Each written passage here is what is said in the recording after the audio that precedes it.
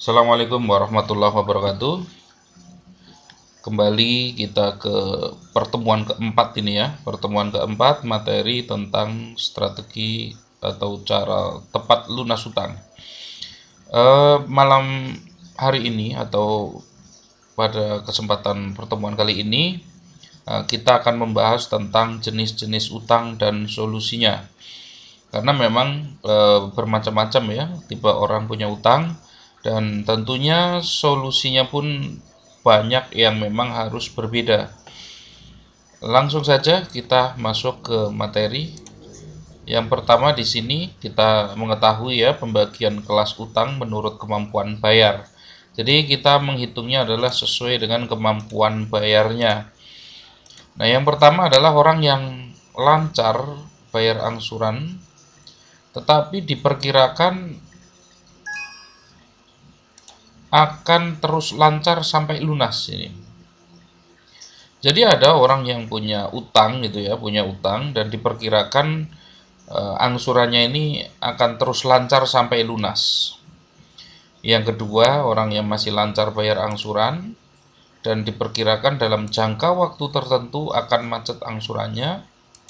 Yang ketiga, orang yang sudah mulai macet-macet angsurannya, dan yang keempat adalah orang yang sudah macet total angsurannya ini.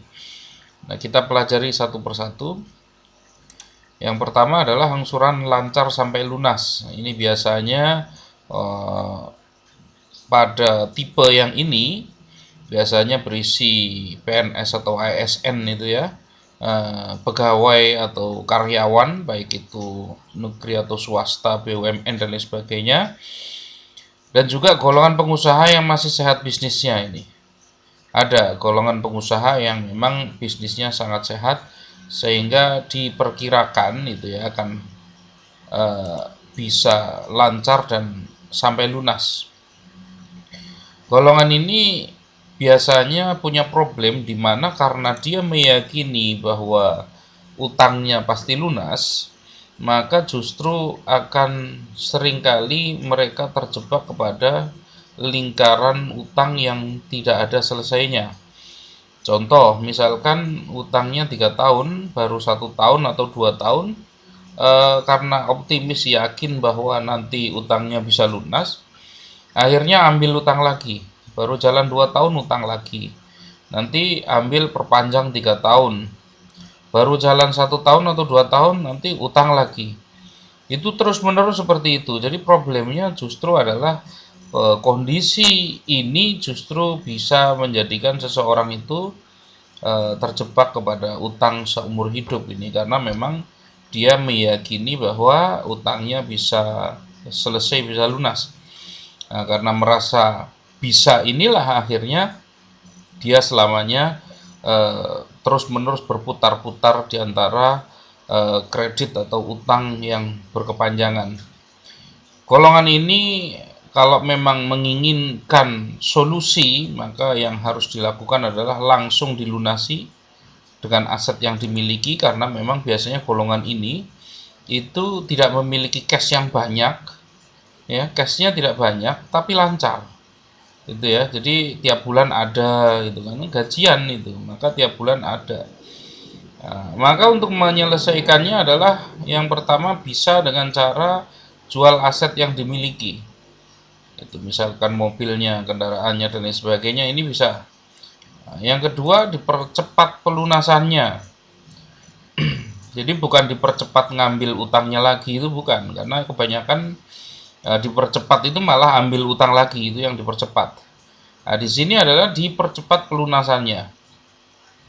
Nah, selain mempercepat, bisa juga diperkecil beban utangnya.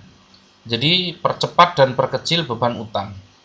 Nah, untuk mempercepat dan memperkecil beban utang ini bisa menggunakan teknik snowball dan takeover.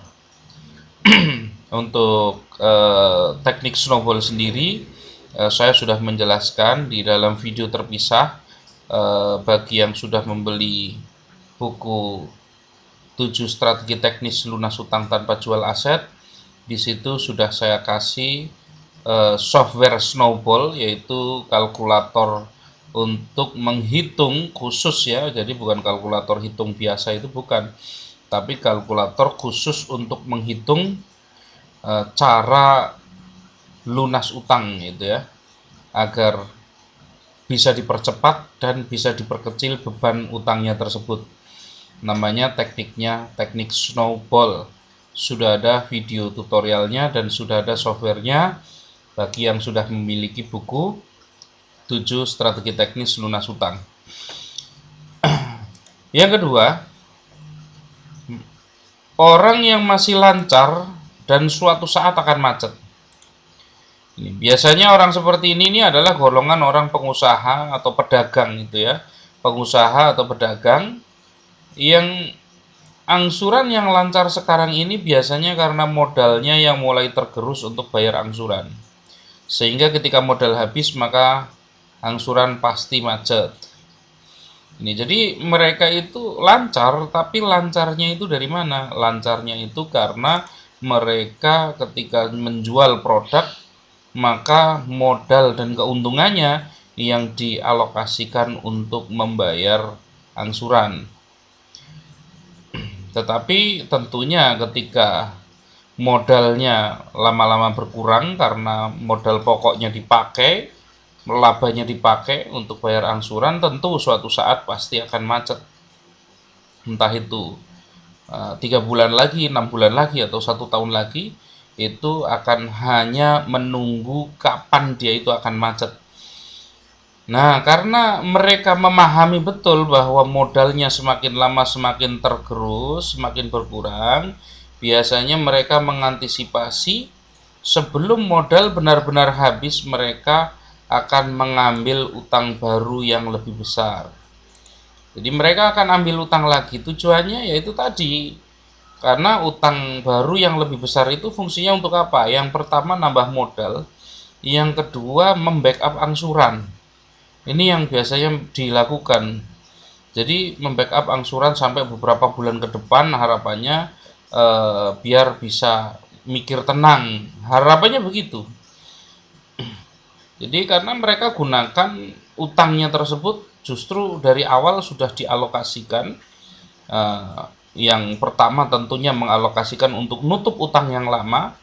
Yang kedua adalah untuk angsuran beberapa bulan ke depan. Dan yang ketiga adalah untuk mensupport atau menghidupkan atau membangkitkan usahanya yang kehabisan modal, yang hampir kehabisan modal ini. Mereka punya harapan ya usahanya bisa lancar lagi, hutangnya bisa dilunasi, ya terbayar dari hasil usaha yang mereka lakukan. Tetapi kenyataannya adalah kondisinya pasti akan semakin parah. Kenapa? Karena pendapatan berkurang, beban bertambah, maka hanya tinggal menunggu waktu saja. Dia tidak bisa, ketika dia sudah tidak bisa lagi mengambil utang di perbankan, nah ya, karena sudah mulai macet-macet, nanti dia kena blacklist. Begitu kena blacklist, maka dia sudah tidak bisa ambil lagi di bank. Nah, ketika sudah tidak bisa ambil lagi di bank, mati langkah dia. Maka hanya tinggal nunggu waktu beberapa saat untuk sampai benar-benar usahanya berhenti dan utangnya macet total. Ini banyak sekali ini terjadi. Solusinya bagaimana? Ya genjot income-nya dengan strategi kreatif, bukan dengan utang baru. Ya, ingat ini. Jadi tingkatkan income dengan strategi kreatif, bukan dengan utang baru. Strategi kreatif ini bagaimana? Jadi sebenarnya saya sudah ada materi khusus ya tentang kreatif business opportunity, di mana di dalam kreatif business opportunity membahas ini sangat cocok ya, video seri kreatif business opportunity sangat cocok bagi Anda yang ingin memulai usaha atau Anda yang ingin membuka usaha baru. Di situ dibahas tentang manajemen dan marketingnya, marketing by data, ataupun strategi-strategi yang misalkan salah satu strateginya adalah bisnis konsisten laris dan lain sebagainya. Ini ada di dalam video seri Creative Business Opportunity. Jadi meningkatkan income di sini baik misalkan dari income yang lama itu ya. Misalkan Anda adalah pengusaha, Anda adalah pebisnis, maka Anda bisa meningkatkan income itu dengan kalau dari sumber pemasukan yang lama bisa dengan meningkatkan penjualan ya. Ya, jadi dengan cara bagaimana? Customer dibuat belanja lebih banyak, customer dibuat belanja lebih sering, atau menambah customer baru. Nah, ini strategi yang harus dilakukan. Nah, sementara kalau Anda bukan dari pengusaha atau mungkin saat ini masih pegawai karyawan, bagaimana? Maka harus buka usaha baru. Kalau problemnya, wah nggak punya modal dan lain sebagainya, maka Anda perlu menonton video seri saya tentang Creative Business Opportunity. Di situ dijelaskan bagaimana strategi bisnis tanpa modal juga. Oke, terus selanjutnya, eh, ini tipe utang yang lain ya, sudah mulai macet-macet angsuran.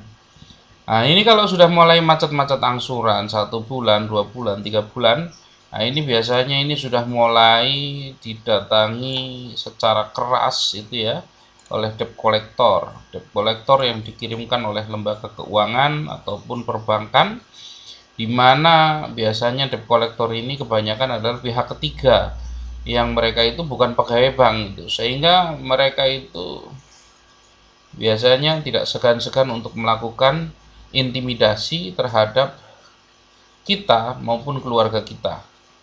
Jadi mereka bisa menjadikan keluarga debt collector ini tugasnya itu selain menagih hutang kepada kita, mereka punya tugas lain. Nah, karena debt collector ini terbatas ketika nagih hutang itu.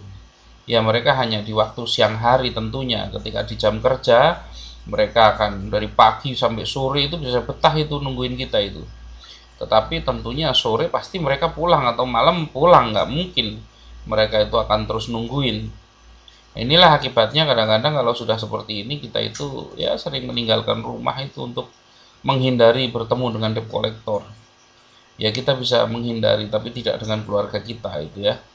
Nah, eh, debt collector ini tugas yang kedua adalah menciptakan debt collector 24 jam. Bagaimana menciptakan debt collector 24 jam? Ya, mereka mengkonversi keluarga kita. Entah pasangan kita, entah orang tua kita, entah saudara kita, mereka ikut diintimidasi.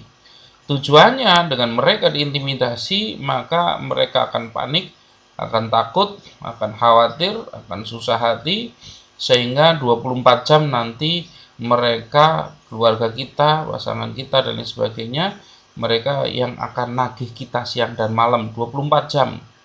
Itu, mereka akan nagihnya 24 jam. Nah, maka yang harus dilakukan itu bagaimana? Yang harus dilakukan adalah tentunya mengkondisikan dulu supaya tugas debt collector ini, dua tugas debt collector ini berhasil kita atasi. Ini maka terutama adalah tugas yang kedua, yaitu menjadikan debt collector 24 jam. Ini perlu koordinasi, perlu komunikasi antara Anda bersama dengan orang-orang terdekat supaya mereka tidak terjebak menjadi debt collector 24 jam untuk Anda. Nah, kalau sudah seperti ini, fokus bisnis 80%, 20% memikirkan angsuran.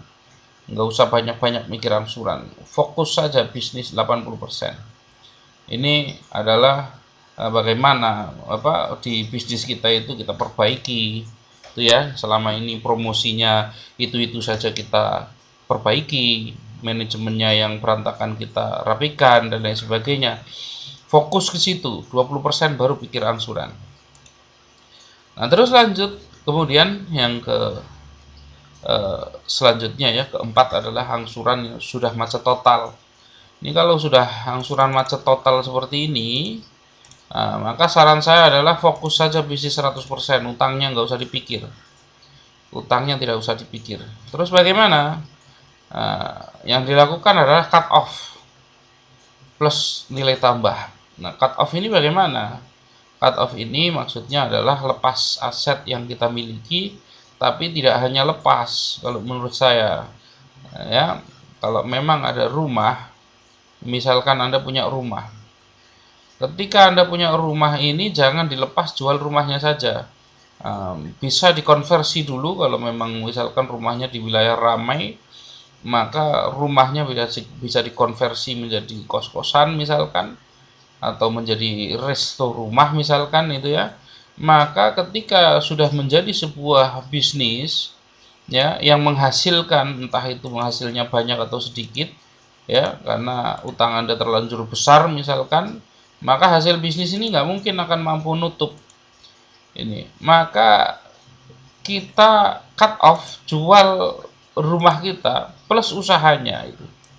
Jadi kalau misalkan rumahnya dijadikan resto itu ya misalkan, atau dijadikan tempat les, kursusan gitu ya. Intinya apapun itu dijadikan tempat usaha, maka kita jual rumahnya atau jual asetnya plus nilai tambahnya yaitu kursusannya itu. Maka harga yang harusnya hanya dihargai rumahnya saja mungkin senilai katakanlah 300 juta, tapi karena ada nilai tambahnya, karena kita sell bisnis, menjual bisnis, maka kita jual bisnis serumah-rumahnya, itu bisa mungkin kita jual sampai 500 juta. Ini kenapa kok bisa sampai 500 juta? Karena bisnisnya sudah berjalan dan sudah menghasilkan. Nah, bagi orang yang membeli, maka dia tidak hanya mendapatkan asetnya, tetapi dia langsung take over seluruhnya, langsung usahanya jalan, sekaryawannya pindah ke mereka, se-customernya pindah ke mereka, sehingga begitu beli, besok paginya mereka sudah mulai mendapatkan income. Ini kenapa hasilnya itu bisa lebih besar itu ya, daripada sekedar menjual aset yang ada. Nah, kalau asetnya berupa sawah, berupa pekarangan dan lain sebagainya, nah, semua bisa di diberikan nilai tambah. Ini adalah strategi sederhana yang untuk meningkatkan nilai jual itu ya, untuk meningkatkan nilai jual. Karena kalau tanah memang harganya 300 juta, umumnya pasarannya nggak mungkin kita mau jual jauh lebih mahal, itu sulit sekali itu ya.